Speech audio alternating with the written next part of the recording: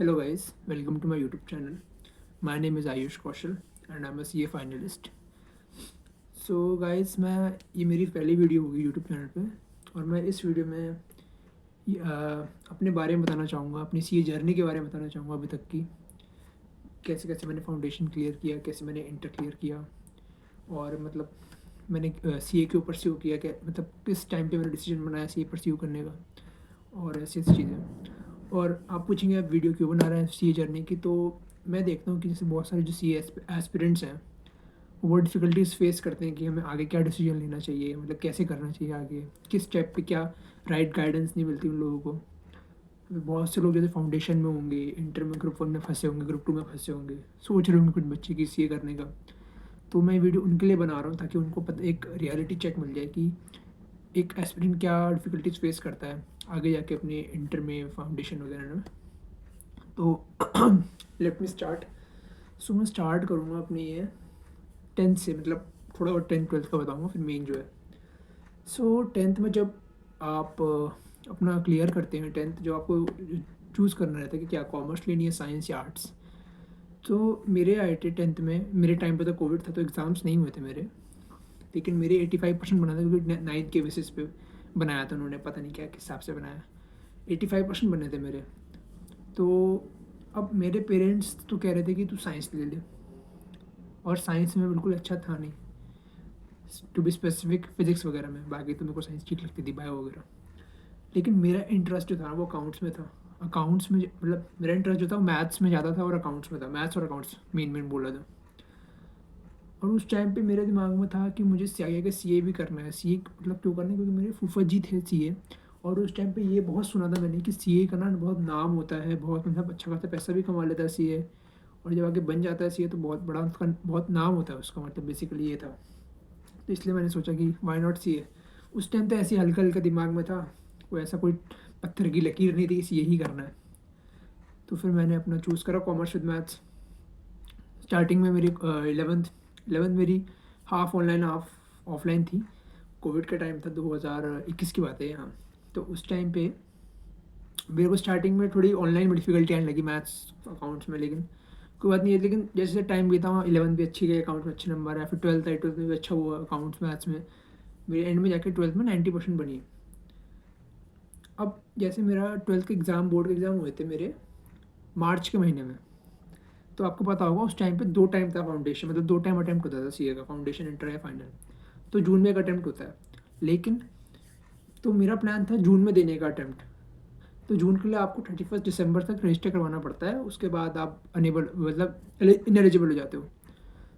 तो मैंने अपने जब पेरेंट्स से बात करी कि मेरे को जून अटेम्प्ट देना है, तो मेरे पेरेंट्स ने बोला कि तुम अभी नहीं, अपने बोर्ड एग्ज़ाम पे फोकस करो, तुम्हारे बोर्ड एग्ज़ाम ज़्यादा ज़रूरी है, ये तुम बाद में दे सकते हो। अब उनको नहीं पता था कि ये वाली बात कि अब बोर्ड के एग्ज़ाम तो सिर्फ दिखाने के रह गए थे। अभी आजकल के टाइम में बोर्ड के एग्ज़ाम्स के मतलब रिजल्ट का कोई इतना मैटर नहीं है, 12th के रिजल्ट का बस दिखाने के लिए कि हाँ भाई आपके इतने आए हैं, इतने आए हैं, इतने आए हैं। तो मैंने उनकी बात मान ली, ज़्यादा कुछ नहीं बोला। 2-3 बार बोला तो उन्होंने कहा था नहीं अभी तुम 12th पे फोकस करो। तो मैंने 12th दी, 12th में 90 आ गए। अब जून अटेम्प्ट के तो एलिजिबल था नहीं, तो मैं 12th के बाद, और हाँ उस टाइम पे 12th के बाद मैंने दिया COT। COT में मेरे COT के लिए मैंने कोचिंग भी ली थी रजत सर से। और COT में मेरे कितने आए थे, 650 आए थे मेरे 800 में से। और मुझे कॉलेज मिला दयाल सिंह कॉलेज। हाँ, तो उस टाइम पे ये सब हो गया मेरा। अब जैसे COT का रिजल्ट मतलब मई जून में आ गया, मई जून में नहीं, सॉरी मई मई में इसके एग्ज़ाम्स हो गए, जो रिज़ल्ट बाद में आया था इसका। तो फिर मैंने जून में कोचिंग ली CA की, फाउंडेशन की, लक्ष्मी नगर में ऑफलाइन कोचिंग। मतलब तब सब गए थे, मेरी मम्मी नहीं, पापा और मेरी बहन गए थे कोचिंग दिलवाने। कोचिंग ली मैंने वहाँ से। कोचिंग लेने के बाद जब 6 महीना 6 नहीं 6-5 महीना मान लो, अब 5 से 6 महीने मैंने कोचिंग करी अपनी दिसंबर तक। और दिसंबर में मेरे एग्ज़ाम थे, 23 दिसंबर में। दिसंबर में पेपर दिए, क्लियर हो गया मेरा फाउंडेशन का एग्ज़ाम। तो अब इसमें फाउंडेशन एग्ज़ाम तो क्लियर हो गया मेरा, 1 को मैं क्लियर हो, मेरे 273 आए थे फाउंडेशन में। बट जब मैं इंटर में आया, जब मैंने इंटर में रजिस्ट्रेशन कराई अपनी, तो उस टाइम पे क्या हुआ, एग्ज़ाम 3 टाइम हो गए। तो सबको कन्फ्यूजन थी कि मेरा अटैम्प्ट कौन सा लगेगा। मैं सोच के बैठा, सितंबर है, बहुत कम टाइम है, बहुत मतलब 6 महीने भी नहीं मिल रहे ढंग से पढ़ने के। लेकिन फिर आईसीए का जजमेंट था कि मिनिमम 8 मंथ्स होने चाहिए स्टडी टाइम के लिए इंटर का रजिस्ट्रेशन करवाने के बाद अटैम्प्ट से पहले। तो मेरा अटैम्प्ट जनवरी डेफर हो गया। तो बेसिकली मेरे पास 1 साल था पढ़ने के लिए जनवरी अटैम्प्ट के लिए। बट कहते हैं ना कि जितना ज़्यादा टाइम मिलता है उतना ज़्यादा टाइम ख़राब करता है इंसान। मेरे साथ वही हुआ कि मैंने इतना टाइम ख़राब करा, आप मानोगे नहीं। मैंने फरवरी में रजिस्ट्रेशन कराई थी, मैंने मार्च में बैच लिया था अपना ऑनलाइन कोचिंग का बैच, ग्रुप 1 का लिया था मैंने। और सिर्फ मेरे पास उस टाइम 15 दिन की बैकलॉग थी, 15 डेज़ ओनली। मैंने कहा था 15 डेज़ से कंप्लीट कर लेंगे, और 15 डेज़ से वो बैकलॉग अब मतलब 3 महीने 4 महीने के कब चले गए पता भी नहीं चला। एंड तक लास्ट के जब 2 महीने बचे थे जनवरी से पहले, जब तक मेरा ग्रुप 1 का सिलेबस कंप्लीट हुआ था, मैं उस टाइम पे बहुत संकट में था कि मैं क्या चूज़ करूँ, ग्रुप 1 दूँ, ग्रुप 2 दूँ या बोथ ग्रुप। क्योंकि ग्रुप 2 का तो सिलेबस ही नहीं करा था मैं कैसे दे था ग्रुप 2। बट मैंने फिर जब एग्ज़ाम फॉर्म की डेट आई नवंबर में, 22 नवंबर लास्ट डेट थी, तो उससे 1-2 दिन पहले मैंने ग्रुप 1 भर दिया। मैं बोथ ग्रुप भरने वाला नहीं, मैंने फ़ायदा होगा नहीं जब मैंने कुछ पढ़ा ही नहीं है ग्रुप 2 का, तो मैं क्या करूँगा। देखो ग्रुप 1 भर दिया। अब आप ये मानो उस टाइम में मेरी सिचुएशन ये थी कि मैं ग्रुप 1 में सिर्फ सिलेबस कंप्लीट करूँ, know practice, literally know practice. Account में 0 प्रैक्टिस, लॉ में तो लिखा ही नहीं कोई क्वेश्चन, टैक्स को तो छोड़ ही दो।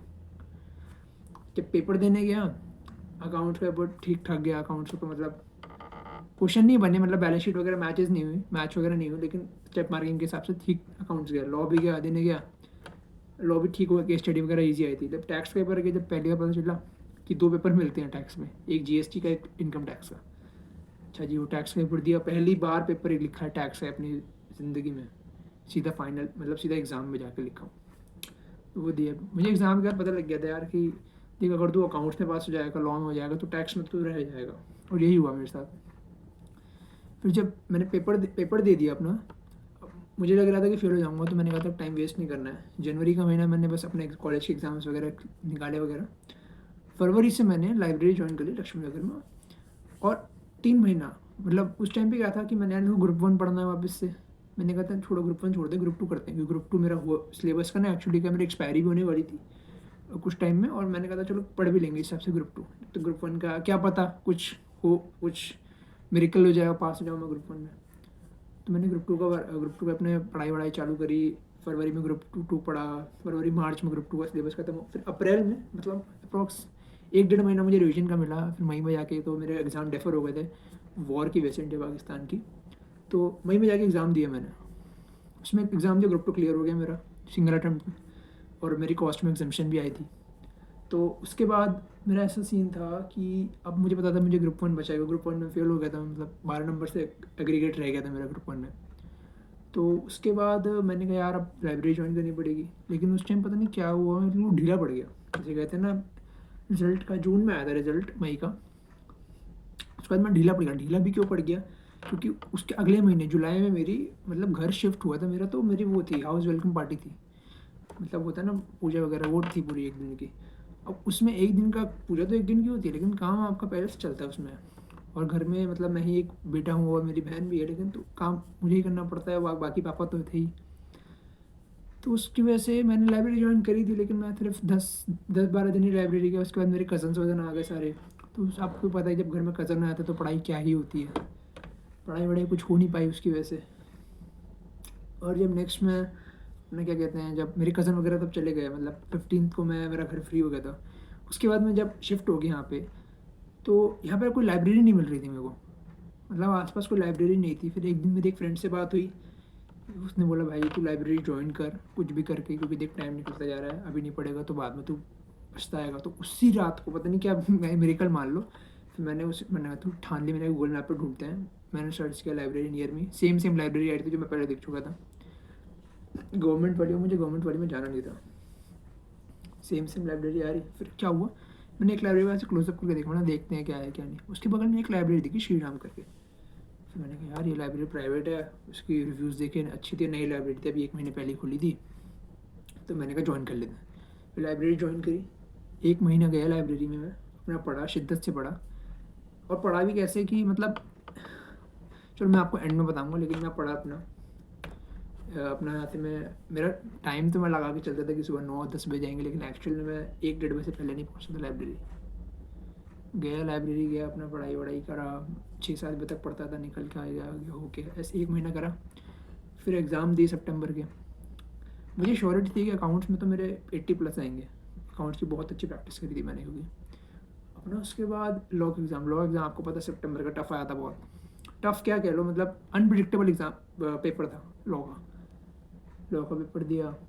उसके बाद अपना टैक्स में था थोड़ा अच्छा गया, यहाँ का जीएसटी अच्छा गया, इनकम टैक्स अच्छा गया, तो हो जाएगा। ज़्यादा मैंने पेपर देने के बाद चेक नहीं करा कि हाँ भाई ये सही है गलत है, मैंने कहा छोड़ो अपना। मैंने रेस्ट करा, ओसी की ट्रेनिंग कर ली मैंने उसी टाइम में। जब रिज़ल्ट आया तो मेरे अकाउंट्स में 83 है। मुझे पता था अकाउंट में इतने आएंगे, लेकिन लॉ में मेरे 55 और टैक्स में 50 है, तो क्लियर हो गया मेरा ग्रुप 2 भी। तो मेरा ऐसे मतलब करके इंटर एग्ज़ाम क्लियर हुआ। आप पूछेंगे कि आपने पूरी ये राम कथा क्यों सुनाई है।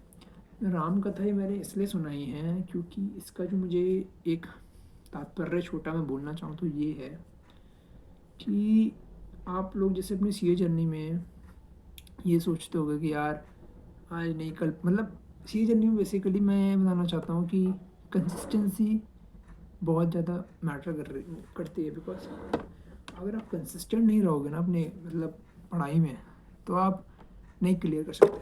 आप ये लगा लो मैंने 1 साल अपना ऐसे ही बर्बाद करा पढ़ाई में, कुछ पढ़ा भी नहीं ढंग से, और वही सेम चीज़ मैंने 3-3 महीने पढ़ के अपना क्लियर कर लिया बहुत। तो बस इसी वीडियो से मेरा यही है कि यही सी एस्पिरेंट्स को ये बताना चाहता हूँ कि आप अपनी लाइफ में बहुत डिफ़िकल्टीज फेस करोगे अपने एग्ज़ाम के दौरान, मतलब इंटर या फाउंडेशन वटेवर एग्ज़ाम्स, फाइनल भी। तो आपको उनको बस, कुछ लोग होते हैं कि यार अब कैसे करूँगा, ये क्या करूँगा, कैसे होगा। तो आपको ये नहीं करना है, आपको बस कंसिस्टेंट रहना है। आपको बस पढ़ाई करते रहो। आप ये मत सोचो रिज़ल्ट के बारे में कि यार फेल होना है, पास होना, 80 लाने हैं, 100 लाने हैं। अगर आप दिन के मतलब अच्छे खासा अपना टाइम पढ़ रहे हो तो आपको कोई दिक्कत नहीं होगी एग्ज़ाम्स में, यह गारंटी आप मैं लेता हूँ। कोई भी बता देगा आपको अच्छी फैकल्टी कि एग्ज़ाम्स अगर आप पढ़ रहे हो ना दिन का, रोज़ कोटा अपना मेट कर रहे हो कि हाँ भाई इतना पढ़ना है मैंने, तो कोई दिक्कत नहीं होगी। और जैसे कुछ लोग कहते हैं, जैसे मैंने बहुत सुना है फैकल्टीज से भी सुना है, वेल नोन फैकल्टीज से, कि सेक्रीफाइसेस, कि मैंने ये सेक्रीफाइस किया, स्लीप करी सेक्रीफाइस, फंक्शन सेक्रीफाइस, शादी। मैंने कहा यार देखो सेक्रीफाइस कुछ नहीं होता इस कोर्स में, या आपने कोर्स चूज़ किया तो आप सेक्रीफाइस नहीं बोल सकते आप किसी भी चीज़ को। या तो आप देखो, आप चाहे ना तो आप शादी वादी भी अटेंड कर सकते हो, आप स्लीप भी अपना शेड्यूल भी सही कर सकते हो, मतलब आराम से सो सकते हो 10 घंटा 8 घंटा जो भी है। लेकिन उस हिसाब से आप पढ़ो भी अपना। ये नहीं कर रहे हो कि आप फालतूगिरी कर रहे हो, पढ़ाई नहीं कर रहे हो, फिर बोल रहे हो कि मैंने सेक्रीफाइस किया, वो किया, जब जाके मेरा पास हुआ। ऐसा नहीं होता है भाई, सीधी सी बात है। आप चाहे तो आप सब कुछ कर सकते हो, फ़ोन चलाओ, गेम खेलो, एक्स्ट्रा एक्टिविटीज़ करो, शादी में जाओ, सो, साथ में पढ़ाई भी करो, तो आपका क्लियर हो जाएगा विद रैंक। अच्छी खासी रैंक भी आएगी आपकी। तो बहुत लोग फालतू की बातें बोलते हैं इंस्टा पे, यूट्यूब पे, कि मैं टाइम टेबल लगा के पढ़ूँ। टाइम टेबल वाली कुछ नहीं, टाइम टेबल सब बेकार है। बस आप ये मत कभी लगाओ कि नहीं आज मैंने 10 घंटे पढ़ने हैं। अगर आप 12 बजे पढ़ने बैठे हो तो आप जब तक पढ़ो तब तक आप टायर्ड वगैरह कुछ नहीं हो रहा। अभी फालतू की चीज़ें मत लगाओ कि बस क्या करनी है, 4 घंटे ही पढ़ने, 4 घंटे ही पढ़ने हैं, 6 घंटे पढ़ने हैं, ऐसा कुछ नहीं है। आप बस पढ़ो, बैठ के पढ़ो पढ़ो पढ़ो, अपना जी जान लगा दो, आपका मेहनत रंग लाएगी, ये बात फैक्ट है। और as a C A final student मैं ये बता सकता हूँ कि मैंने इंटर ऐसे ही क्लियर किया है। आप ये मान लो मैं लाइब्रेरी 1:30 बजे जाता था, 1:30 बजे। कोई बोलेगा कि 1:30 बजे लाइब्रेरी जाने का कोई टाइम है? 1:30 बजे जाके 8 बजे 9 बजे आ जाता था मैं। और आके भी मैं अपने पढ़ता था। मैं ये नहीं था कि मैं 1:30, अब कुछ लोग को मैं उस टाइम में बताता था कि मैं 1:30 बजे, कहते थे भाई तू क्या कर रहा है। एग्जाम्पल दूंगा आपको, मेरा एक फ्रेंड है, वो 7 बजे लाइब्रेरी जाता था और रात के 8 बजे आता था। वो भी इंटर में ही है, उसका फर्स्ट अटैम्प्ट था। बोथ ग्रुप देने गया, एक ग्रुप दिया, दूसरे ग्रुप में उसको पता लग गया कि नहीं होगा उसका, उसने ग्रुप छूट देने ही नहीं किया। तो कभी आप ये कंपेयर करना ही मत कि वो तो 8 घंटे पढ़ रहा है, वो 10 घंटे पढ़ रहा है, वो तो 24 घंटे पढ़ रहा है। ऐसा कुछ भी नहीं है।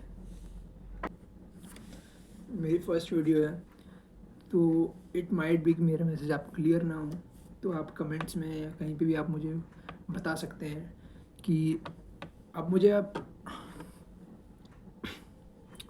कमेंट में बता सकते हैं कि आपको क्या और पूछना है सीए के बारे में, सीए जर्नी के बारे में, अगर आप एस्पिरेंट एक सी ए फाउंडेशन स्टूडेंट हो, आप पूछ सकते हो कि भैया इंटर में किससे क्लासेस लेनी है, और आगे मतलब गाइडेंस मैं आपको पूरी गाइडेंस दूंगा। और आप पूछ सकते हो कि अगर आप सी ए करने की सोच रहे हो तो क्या मुझे करनी चाहिए नहीं करनी चाहिए, आप कमेंट्स में बताएं, तो मैं पक्की बात आप पे रिप्लाई करूँगा और आपको पूरी हेल्प करने की कोशिश करूँगा। क्योंकि as a C a student मुझे पता है ना कि मैंने कितनी डिफ़िकल्टीज फेस की हैं, तो मैं नहीं चाहता कि बाकी लोग भी डिफ़िकल्टीज फेस करें, और करे भी तो मतलब कम डिफ़िकल्टीज फेस करें, ताकि उनको आगे जाके आसान ही हो उनके लिए ये सी ए जर्नी। क्योंकि ये सी ए जर्नी हार्ड वर्क से कम मेंटल वर्क ज़्यादा है। इसमें अगर आप मेंटली स्ट्रांग नहीं हो तो आप ये नहीं कर सकते। मेंटली स्ट्रांग होना आपका बहुत ज़रूरी है सी ए जर्नी में, ये बात मैंने नोटिस करी है। हार्ड वर्क से ज़्यादा मेंटली स्ट्रांग होना चाहिए आपको इसमें सी ए जर्नी में। So this is it for this video. I hope you guys liked it. मैंने इस वीडियो में बहुत ज़्यादा चैटरिंग की है, बातें बनाई हैं, तो आप पसंद आए तो लाइक करें, सब्सक्राइब करें। Meet you guys in the next video. Stay tuned for now. Bye bye.